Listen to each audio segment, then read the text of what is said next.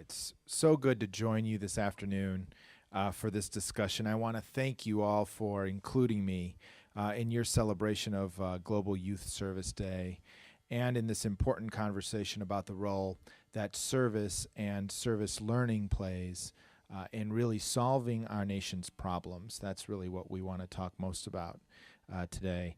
Our commitment to facing tough challenges is really what defines our country. It's what drives us toward much needed solutions. And in that effort, I truly believe that service holds great potential to bring us together, to challenge us, to do more, and to challenge us to contribute and to improve the lives of all Americans. In the brief time that I have today, I'd like to focus on one area of public policy that is critical to improving the lives of Americans and has been a top priority, a top domestic policy priority for our administration, and that area is education. Today, the ability to obtain a high-quality education is no longer just a pathway to opportunity and to success. It is now a prerequisite. We know that the future clearly belongs to the nation that best educates its citizens. And yet, despite resources that are unparalleled across the nation, across the world rather, the education system here in our nation needs great improvement. It needs to be strengthened. The pathways to opportunity need to be improved for our young people. Over the course of time, we've let grades slip. We have schools that are today crumbling. We have other nations that are outpacing us. Many of you are familiar with the statistics on education.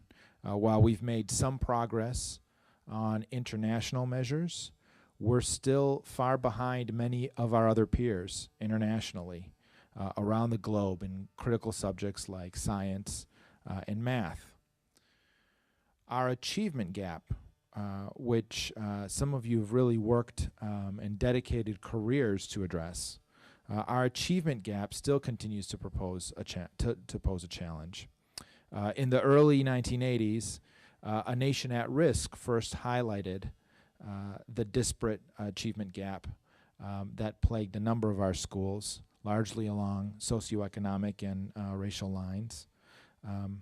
We know today that that gap has not narrowed as significantly as it needs to secure our nation's success and prosperity moving forward. We have students today, our students of color in our schools, graduating unable to master the knowledge and skills that are needed to be able to succeed in college and career, sometimes at in reading or in math at levels that are closer to the average levels for their white peers in middle school. And we know, most troubling, that we're losing nearly 30% of our high school students before they even reach graduation. So the economic imperative of addressing these challenges is certainly clear.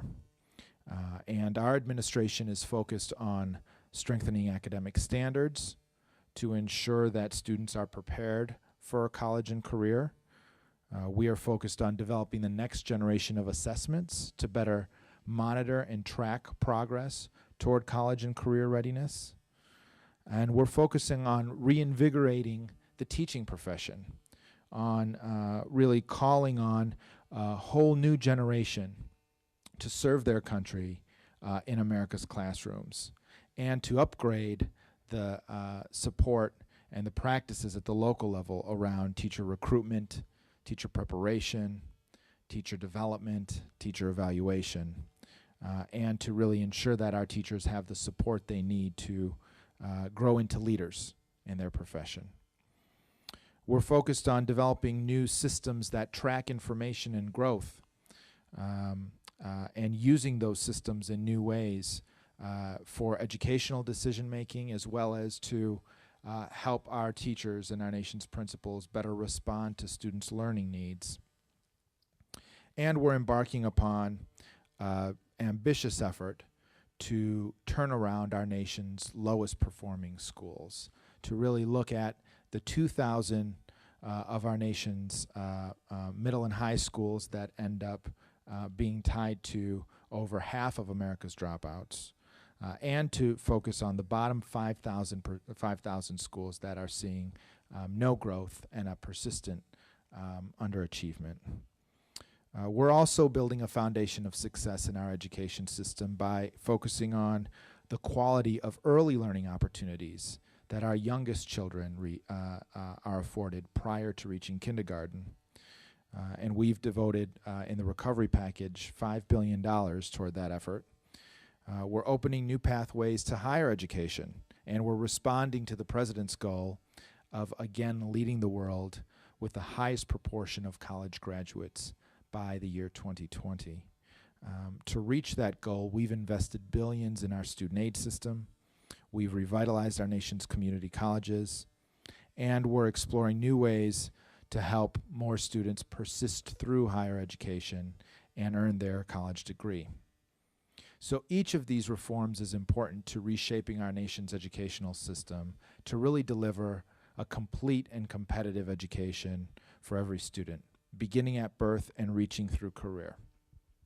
But providing a high-quality education is also a matter and a measure of our ability as a nation to remain true to our highest ideals. Educating our young people and providing them the knowledge and skills that they need in a new economy and in a new world is a test of our moral character as a nation. It's a test of our ability to ensure that every child has a chance to live the American dream. And one of the greatest challenges in our education sector that needs to be addressed to secure our success and our prosperity in the years ahead is to really confront America's dropout crisis. As I mentioned before, we're losing 30% of our high school students before they reach graduation. For our students of color, that number is closer to 50%. And here, in addressing our dropout crisis, I believe service learning has an important role to play in delivering a solution. So, in a time when education is not just an option for success, but a prerequisite, we have far too many students, 1.2 million students, that are dropping out of high school each year. And one study found that when you ask students why they dropped out, about half of those dropouts said that they did not find school interesting. Over 2/3 reported that school did not motivate or inspire them. And as an administration, we are committed to investing in new strategies to better engage youth in their learning, to help them catch up academically, and to keep them in school. When we do more to keep students engaged, and when we do more to make school relevant for students' lives, students will stay in school longer. And service learning is an essential tool to help us do just that. So the goals of service learning: integrating service across the curriculum, developing community partnerships with other organizations, with other stakeholders outside of the school, meeting community needs, and providing more of our youth with leadership skills and with decision-making opportunities. Those are powerful tools to make sure that school is more relevant and a more engaging opportunity for students. We've seen it work. Service learning has improved academic achievement. It's promoted positive civic engagement and behaviors. It's reduced risky behaviors. And as students are more engaged, they're more likely to excel. They're more likely to reach the finish line of graduating from high school and ready to embark on a college education and on their careers. Service learning is not only beneficial for students, it's also part of the solution to many of our nation's other grand challenges, even outside of the education sector. Today's grand challenges require a renewed commitment to service, and America's youth can help respond to that call. From tackling issues like the energy crisis, to mentoring younger students, to supporting disaster relief. Youth across this country are dedicating their time, their energy, and their commitment to facing grand challenges head on and supporting the greatest needs across our communities. So I'd like to close by underscoring the President's commitment to encouraging a new era of service and of responsibility. Last year, we launched United We Serve, a nationwide initiative to encourage all Americans to make service a part of their daily lives. The Edward M. Kennedy Serve America Act that Steve mentioned has expanded and updated programs at the Corporation of National and Community Service, and it's expanded opportunities for young people to answer this call to serve through volunteering, through dedicating their time in communities across the nation. And in the President's FY11 budget, the President has requested $1.4 billion to strengthen and support Americans' calls to service. For youth, that request for the Learn and Serve program will support the participation of 1.6 million students in service learning. And there are countless other opportunities across our agencies, and including at the Department of Education, to do a better job to help support and engage students through service learning. So I want to close by thanking each of you for all that you do to support young people in service and to plant the seed for a next generation of Americans that emerge dedicated and committed to answering the call of service in their country. Thank you so much.